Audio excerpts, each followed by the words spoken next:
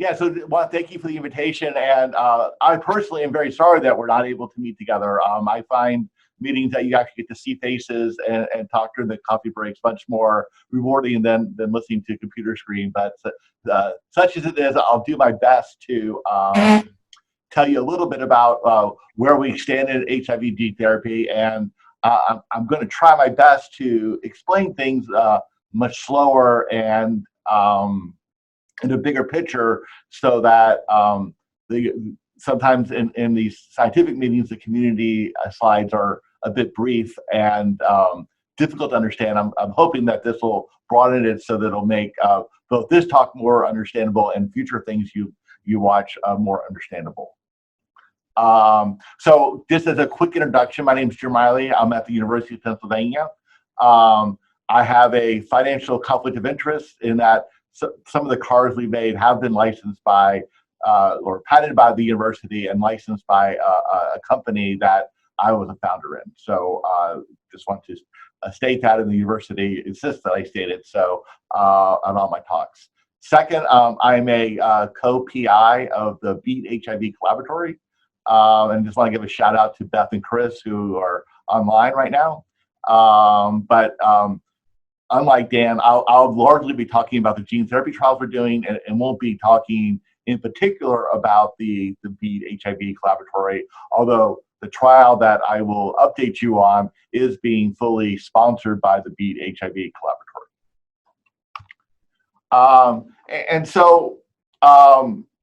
You know, the question that many of us asked for many years was, could HIV actually be cured? And, you know, as Dan highlighted in his talk, you know, it looks like there's roughly 2 to 3 people that can convincingly say yes to that question. And it's also, as Dan pointed out, that it's, this is not a procedure that is, that would not be embraced by most people. And it's only been done under, sort of dire medical circumstances where a particular cancer had to be controlled, and some very ingenious physicians decided to do a transplant with cells that were HIV resistant. And even under this extraordinary medical situation, it certainly hasn't been a routine event to get somebody cured. I mean, it's nice that we have 2 to 3 now, but there's still it still is a relatively low success rate. But it does tell us in principle that HIV can be cured. And so I just want to walk through sort of what is gene therapy and why is it a promising approach to cure for HIV cure strategies. And so a lot of the rationale behind this comes through the research that's been done over the last 40 years, both on the virus side and understanding how the virus works, how it avoids the immune system, as well as studying patient cohorts and learning why some people are able to control the infection whereas others aren't able to. And certain genes and types of viruses have given us insight into what's really important in controlling HIV. And so where gene therapy comes in is that the technology is to alter a person's genome, either through CRISPR strategies or vectors or RNA strategies. There's quite a number of them now. We can try to convert somebody who doesn't naturally control HIV to somebody who does. And so there's a great website that your tax dollars pay for called nhclinicaltrial.gov, and I have the actual site on there. And this has turned to be actually a very, very important resource for both patients and researchers to really get a sort of a comprehensive view on what's really going on in the clinic. And so here is the current list of trials that are active in the world for HIV gene therapy. And so the first thing you'll notice that it's a relatively small list.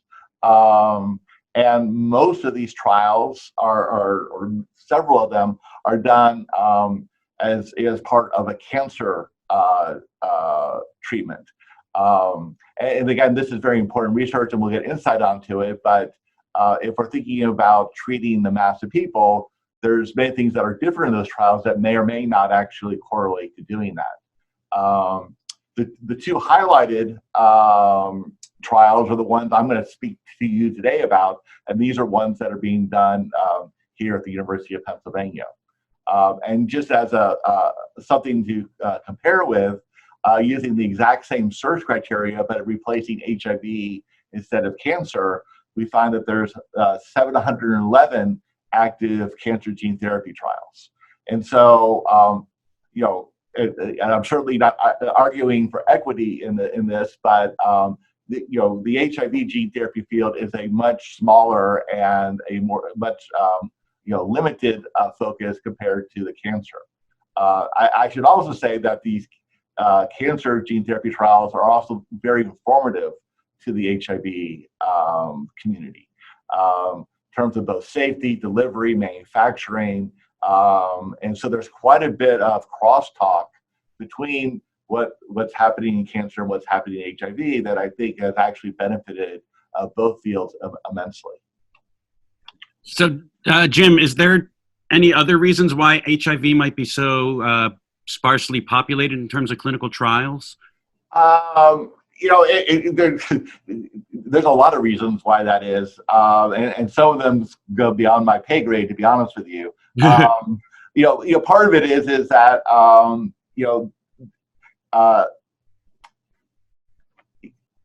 right now, in terms of investment, especially in terms of industry, all the investment is in cancer gene therapy.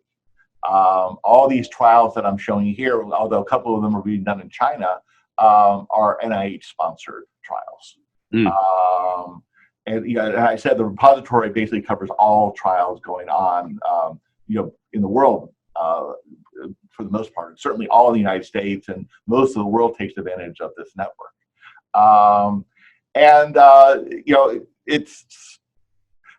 It's a much taller fruit to reach after.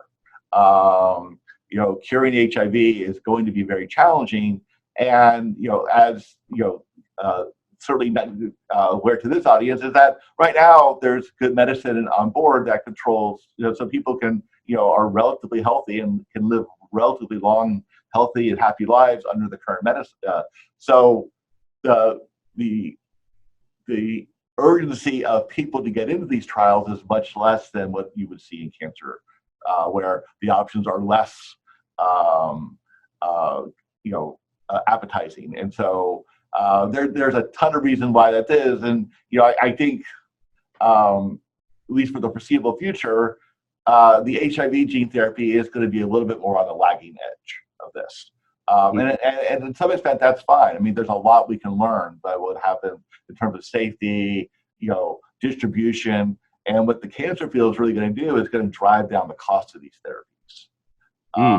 And I think that's going to be a huge benefit to the HIV, because I think that's another challenge of HIV gene therapy, at least currently, is that the cost would be, I think, prohibitive at this particular point to really massively put in the United States. Thank you.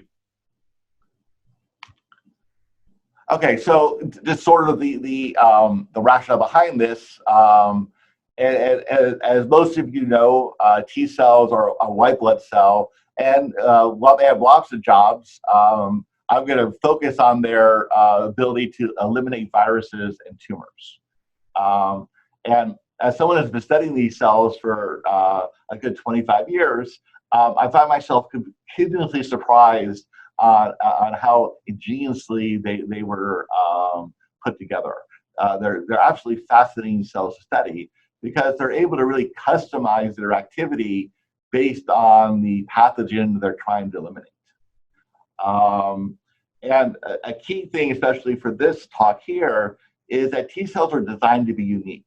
And what I mean by that is the T cells you have to fight HIV are different from the ones you have to fight the flu, or maybe for this thing, the coronavirus. And for every possible invader out there, there's a subset of T cells that are designed to specifically recognize that pathogen. Now, for HIV, where this becomes troublesome is that HIV preferentially kills the cells that are specific for itself. And once those cells are gone, you have what we call a hole in the repertoire. So while there may be other cells that maybe aren't quite as good, you've really lost some of the breadth of the immune response. In addition, the loss of these CD4 cells really has a catastrophic effect on the HIV-specific immune response. So there's many studies showing that if you don't have the HIV-specific CD4 cells, you have severe defects in the other type of T cell called the CD8 cell, whose job is more related to actually directly killing HIV-infected cells.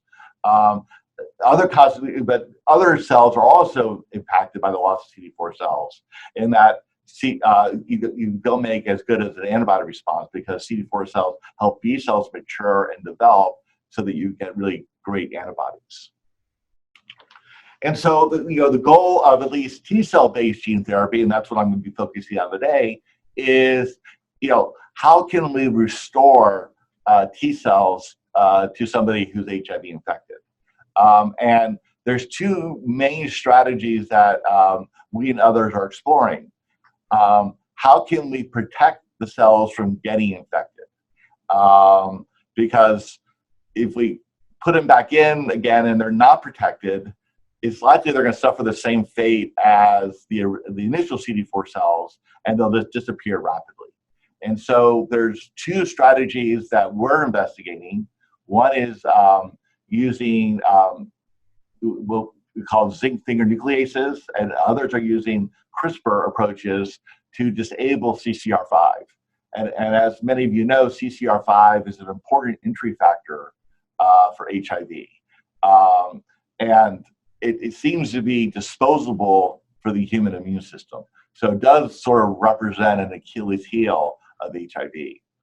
The second approach, which I won't talk about today, although the overall effect is very similar to CCR5, are these agents that prevent HIV from getting into the cell. So the HIV binds to the surface of the cell, but its ability to get actually into the cell is attenuated, and that therefore protecting the cell from being infected. And then once we actually have the cells protected, the next thing we want to do is to sort of fill those holes, and now come up with strategies that would then instruct these T cells to recognize HIV. And Dan talked about using therapeutic vaccines as a way to recover this HIV-specific activity. I'm going to be telling you about using chimeric antigen receptors, often called CARs. And these are synthetic receptors, which means that they're not naturally found in people's immune systems. But through what we've learned by studying the immune system, we're able to construct molecules that can specifically recognize HIV. And the advantage what advantage of this approach is that since it's not natural, HIV really hasn't seen this yet. And so it sort of throws HIV a bit of a curveball in that it really hasn't had time to evolve strategies to escape from this. And I think this is one thing that makes me excited to move this to the clinic, in that I think we'll end up making more efficient T cells to control replication. I just want to give a quick overview on how this actually works. And so if we start up here with the person, so the person comes in and he or she undergoes what's called leukapheresis. And in this process, you bleed into this machine that spins down your white blood cells and then returns your red blood cells and plasma back into you. And in this way, it allows us to collect a large number of cells that can then be used to So after we get those cells, we purify the T cells. And at this time, this is where we do the engineering. So we'll add in these zinc fingers and CRISPRs to the cells. We'll activate the cells using these magnetic beads that tickle receptors that tell the T cell to start expanding. And then they'll go into a bioreactor that monitors their temperature, food, carbon dioxide, so that the cells will expand rapidly. They go through then some washing, concentration. We do some quality control to make sure that the cells, are sterile and that they have the desired gene modifications that we've introduced. And then they'll essentially be put into a bag and then infused back into the patient. And as I was mentioning earlier, when we first started this, back in the 1990s, we were literally working in a closet that we converted into a GMP facility. And now 20 some odd years fast forward, this is really becoming an industry scale. And the machinery's gotten better, the cost has gotten better, and as cell therapies grow, this type of procedure is going to get simpler and simpler and cheaper and cheaper. And because there's really nothing terribly intrinsically expensive about this.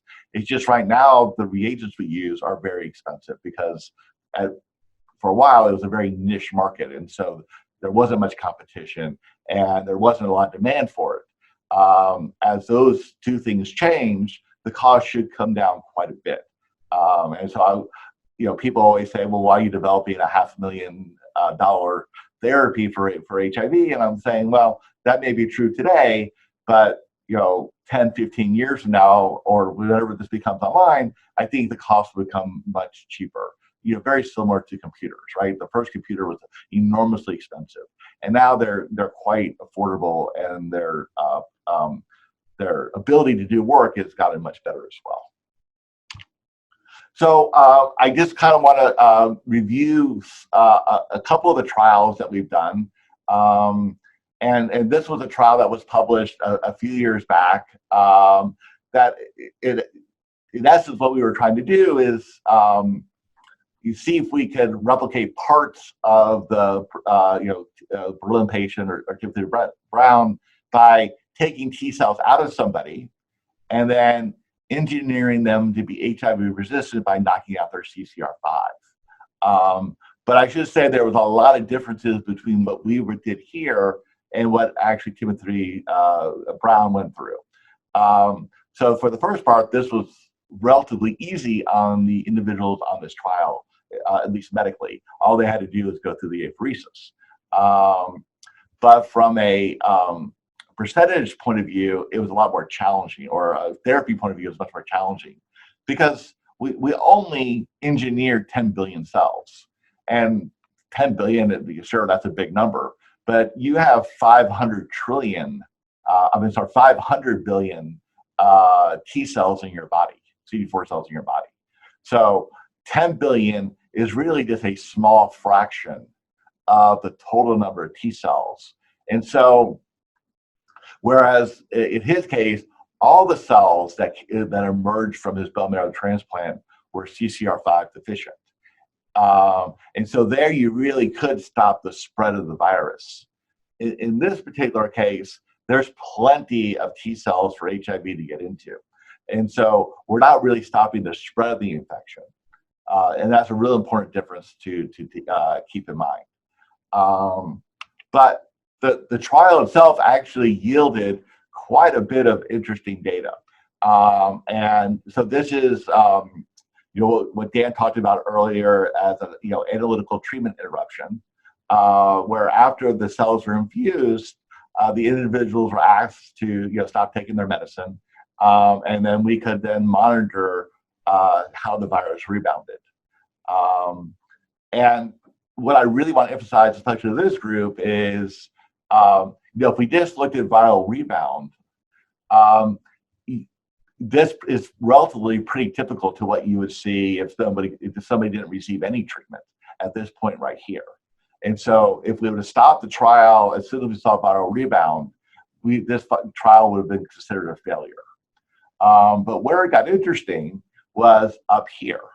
And so what you see is that for many of the patients, they reached their peak viral set point, but then there was a drop that came afterwards. And this is what you don't see in the typical population. Normally people reach their set point and they stay at that set point until they're given therapy again. But here, in many of the patients, we see a drop that occurred after they reached their peak. And then there was one individual who went down to undetectable levels before the ATI was stopped. They went back on their medicine again.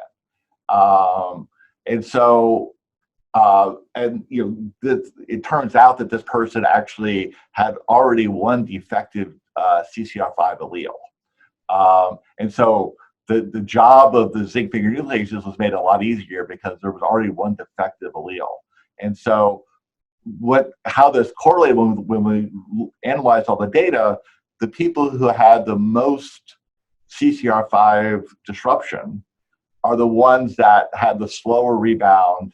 And this particular individual had that actually went down to undetectable briefly before he started his medicine again.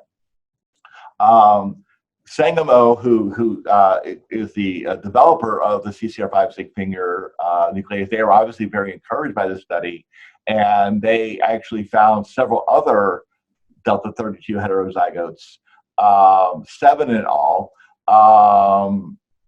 but 2 or 3 of them mirrored this patient 205 here, and they were able to amend their protocol to basically say as long as people maintain low viral loads and the person and their physician were okay with them continuing, they could stay off antiretrovirals until the virus reached a certain threshold. And 1 or 2 of these individuals actually maintained control the virus. They weren't negative, but they had very low viral loads for up to 300 days. And so what we wanted to do is in this trial I'm going to tell you about here was a follow-up trial to see, could we recapitulate some of these things to, show that it was a system finding, as well as look at better ways to engraft the cells, because what our study showed us is that the more disrupted alleles you have, the better your outcome was. And because of time, I won't go through all the details of this, but I just want to highlight a few of the observations that we came up with. And so this was the trial design, very similar to what we did before, in that the individuals come in and we get 2 aphereses beforehand. So these are before any engineering happens. And the reason we get 2 up front is we use 1 for the manufacturing, and then we use 1 as so we have enough cells to study before we actually do the therapy. So this sort of says, this was the immune system prior to the introduction of the CCR5 deficient T cells. And then the second step, we do the manufacturing. In this particular case, we looked at the ability of cyclophosphatide to create space. This is actually a cancer drug that is known to deplete T cells.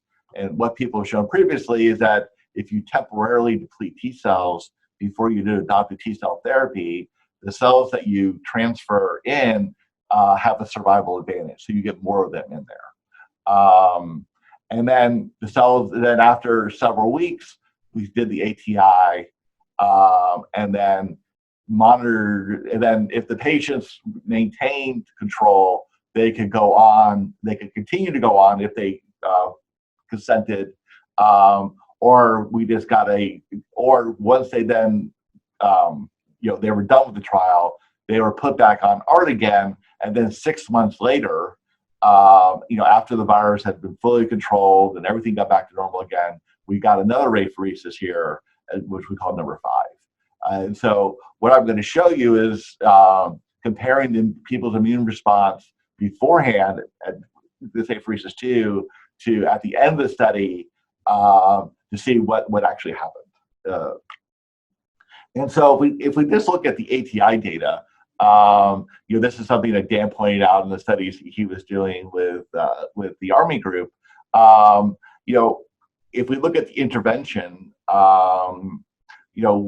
and just time the viral rebound with 200 copies. Here we're using an ACG control group.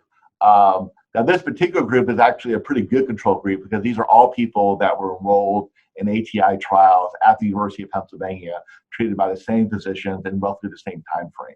So, it's a good control, but you look at our patient population, there's a slight and significant shift, but it's certainly nothing that you could get anybody very excited about as a means of therapy. While that was disappointing, we did have a number of individuals that when they rebounded here, the virus actually went back down again with no additional intervention. And so, this patient right here is the most thing, and then several of these bounce around for quite some time before they go back on art again. And so we were very curious about this because this, again, is something that you really don't see in somebody who didn't get an intervention. And one thing that came out of this is, we measured the HIV-specific immune response before and after the therapy. As I pointed out there, and I won't go through what all these dots means, but essentially the more dots you see, the more HIV-specific T cells there are. And so you can look at this particular example here. There's quite a bit, there's some response to this particular peptide beforehand, but afterwards, in the absence of any vaccination, this particular T cells actually really expanded. I mean, this is 1.4% of your total T cells. And so remember, I told you that you have 500 billion, or this is CD8 cells, so roughly 2 to 300 billion cells. So 1.4% of 2 to 300 billion is actually a lot of cells. And so we were very curious about this, and we did a bunch of other looks. But when we look at all the patients, and this heat map, the more color you see, the more HIV immune response there was. The three patients that had the most difference between before and afterwards are the three patients that, go back to it, that, kind of bounced around their viral load, suggesting, although certainly not proving, that the immune response, this elevated immune response, was giving some partial control of HIV infection by reinvigorating the natural immune response. And so we're now in the process of sequencing these viruses to actually formally prove that we can find escape mutants in these particular patients that sort of, allowed the virus to come back again once it went down again. And if we're able to see that, then I think it really shows in principle that this type of immune restoration can actually help support the control of HIV replication. And so here's some, these are more rigorous scientists, so I'll summarize briefly. Yeah, the other thing that we looked at that I think will be of interest to this group is we wanted to look at the reservoir before and after the therapy. Because one concern of ATIs that's been brought up is that you may, increase the size of the reservoir. Now, to be fair, it's unclear in terms of someone who's actively taking their antiretroviral medicine what exactly an increased reservoir means clinically, but it's probably not a good thing. And so it's certainly something that we're monitoring very closely when we do these trials. But as you can see here, there really was no difference in terms of someone's reservoir over time. And so it suggests, at least if we're using reservoir as a safety measure, that this type of an ATI doesn't have any negative effects to the individuals. What I'll try to transition to now is yeah, I'll probably just stop here just because I want to answer some questions. But the trial that we're currently doing uses these chimeric antigen receptors, and I have one diagram here where CD4. So if you remember, CD4 is the natural receptor for HIV, and so by using CD4 here, when HIV binds, it'll activate this receptor and turn on the T cells. And this is much different than the way a normal T cell gets activated. And so HIV really hasn't figured out how to escape this particular response yet. And I can go to a little bit more of the strategy if anyone's interested, but for the second phase of HIV CAR therapy, we thought that this was really the best way to go forward. And so this is just some data showing that, at least in a humanized mouse model, these particular CARs were able to, in many cases, control the virus after antiviral therapy was removed. And this shows the trial that we're currently in right now. So in this trial, we're currently merging the HIV resistance given by the CCR5 ZFNs with the CAR, so we're able to now make HIV resistant and HIV specific T cells. And so this is what we've been trying to get to for quite some time, because I think this is ultimately what's going to be needed to be part of an HIV cure strategy. And the way the trial is working is, we do the manufacturing. And in this particular study, we actually have two groups. In the first group, we're starting the ATI right after the cells go in. And the second group, we're waiting 8 weeks. And I can talk later on the exact rationale behind that if you're interested. And then the rest of it just follows what I told you before. The cells go in, and then we take them off start the ATI. We monitor very closely when the virus comes back. And then we started them on their ATI, and then we'll down here collect cells so that then we can compare to see, do we have a greater effect than what we did in the last trial? Because now we actually have, we're actually putting in HIV specific T cells, whereas in the last trial we relied on the remaining HIV specific trials that were naturally created.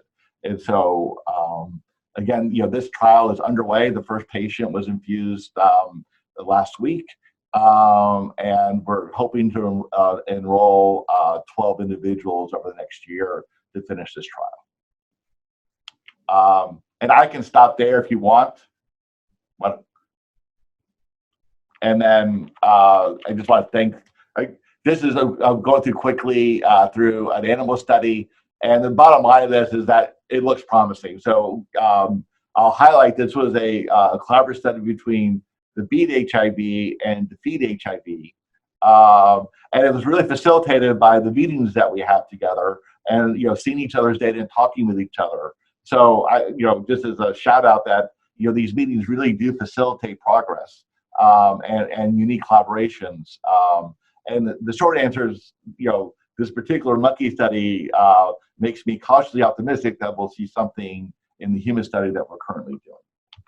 And on that, I'll just thank the people in my group, the Beat HIV, the funding we have, Populated, who's the clinical PI of all these trials.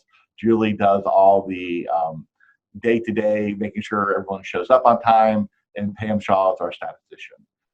Also, a big shout out to Lise, who's been a great partner in Beat HIV.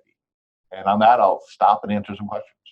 Great. Thank you for that, Jim. This is a great overview that you've given us. So we have a few questions that have come up. And so one of them is, what are your experiences with the willingness in people to participate in these types of studies? That's a great question. And I thank you, because I meant to make a point and I forgot to make it. So there's two separate answers to it. So overall, there's been quite a bit of excitement to be part of these trials. And, Pablo, as a sponsor, I don't really get involved in the patient recruitment because that's appropriate. But Pablo tells me there's been a lot of interest, and he says that we'll have no problems filling the slots for this. And that answer is for men. For women, we've had a very difficult time recruiting women to these trials, in any of our gene therapy trials for that matter.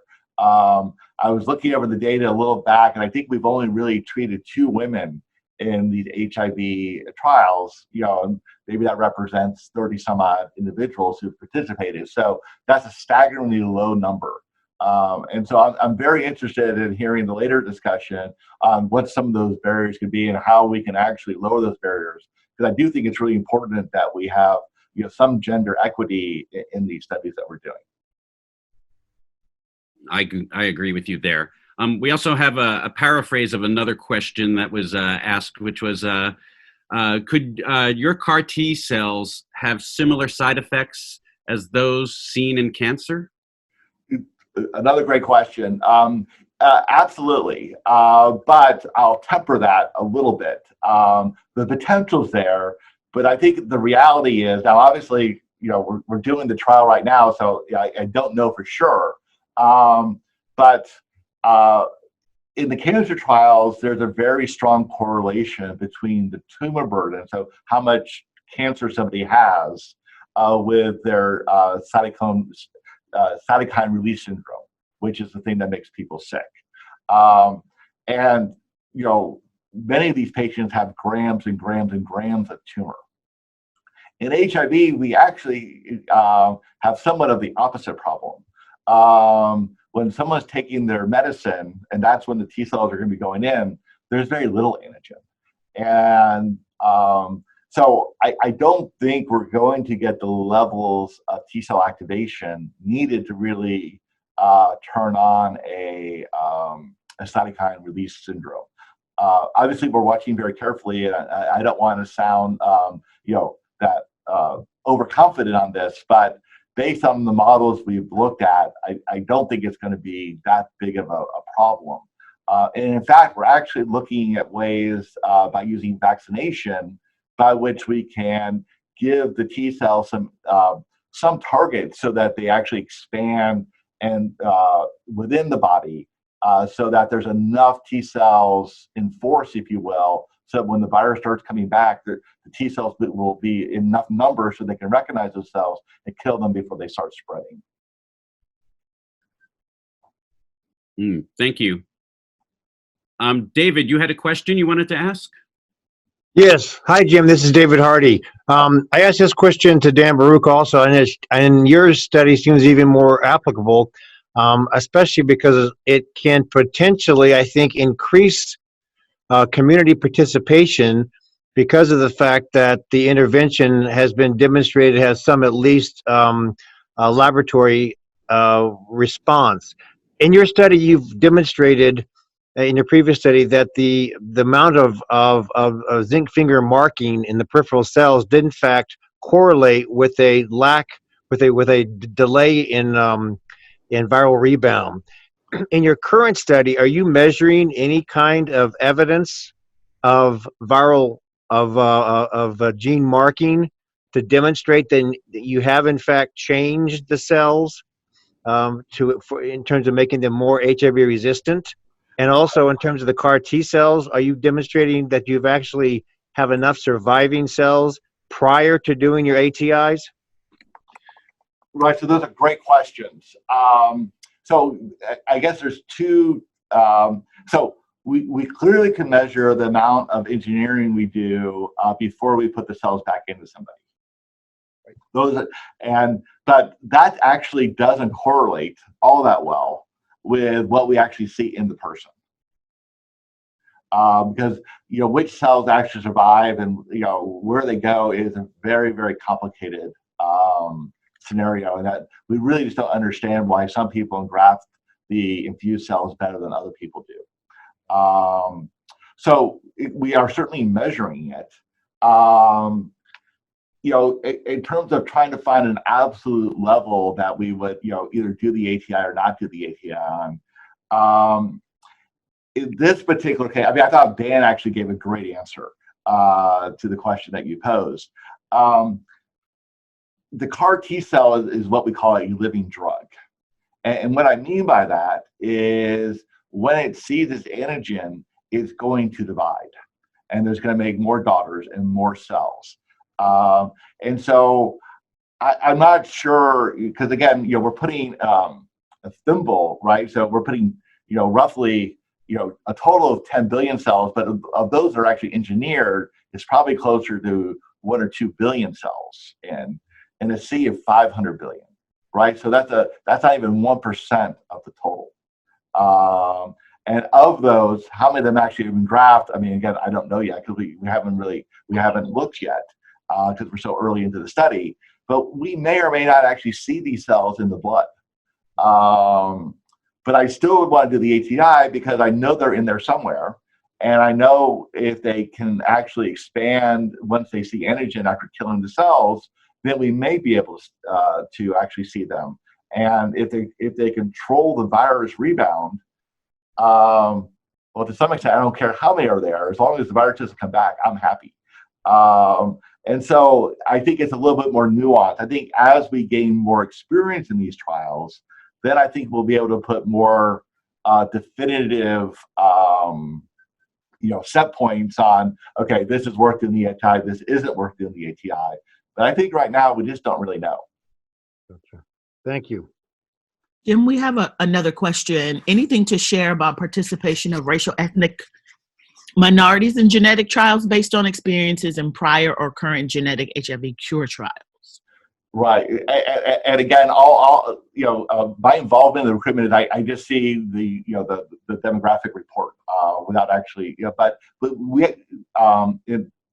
again we do our trials in Philadelphia, and most of our HIV infected individuals are from racial minorities, and we actually have wonderful participation by them. Again, our biggest issue is the male-female ratio. Gotcha. Thank you for that.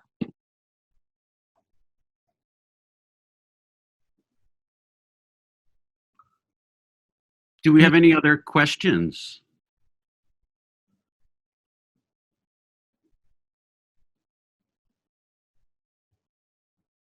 Jim, I'd like to ask you again, so when we talk about gene therapy, I know recently in August we were talking about trying to move it in vivo into the bodies, and I just heard this week about some success using CRISPR in the human being, in the human body. I don't know if you could care to comment a little bit more on that, or at least maybe the NIH's Bill and Melinda Gates Foundation sort of co-sponsoring some major money to put towards that. I'll speak as somebody who doesn't do this type of research, but it certainly has a lot of promise, and when that promise becomes reality, I think is debatable. I think there's a lot of in what I do, there's a lot of challenges. In vivo gene therapy, that's I think even a higher degree of challenges, both in terms of safety and efficacy. I certainly support the investment into developing it because if it does work, then the cost of goods gets much cheaper. But I think it's going to be a while before you really see those approaches attempted in humans in force. I think a lot of the safety issues and efficacy issues need to be worked out. Well, thank you for that reality check. Any final questions for Jim? Seeing none, Jim, we want to thank you for your participation on today's webinar. Great, thank you.